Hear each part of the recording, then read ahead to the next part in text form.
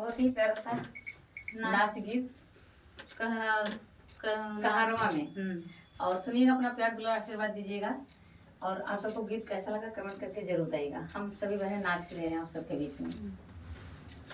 हमारी झूलनी गिरा था धोबी घाट, बलमुआ हमके मारा थे।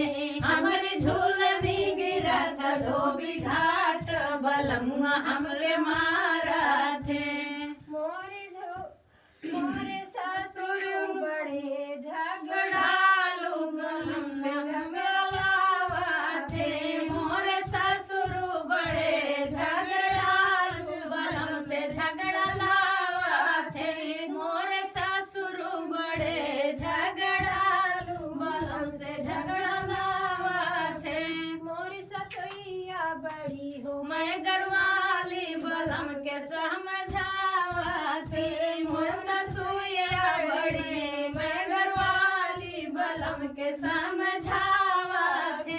मोरी झूलनी गिरी धोबी घाट, बलमुआ हमके मारा थे। मोरे झूलनी गिरी धोबी घाट, बलमुआ हमके मारा थे। मोरे जेठवा बड़े झगड़ालू, बलम से झगड़ा लावा थे। मोरे जेठ बड़े झगड़ालू, बलम से झगड़ा लावा थे। मोरी जेठनी बड़ी मैं गरवाली, बलम के समझावा थे। मोरी जेठनी बड़ी मैं गरवाली, बलम के समझावा थे।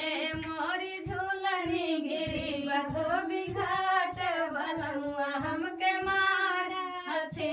मोरे देवरा बड़े झगड़ालू, बलम से झगड़ा लावा थे।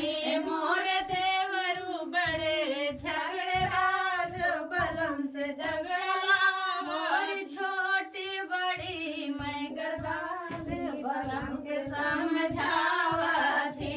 मोरे छोटी बड़ी मैं गरवाली, बलम के समझावा।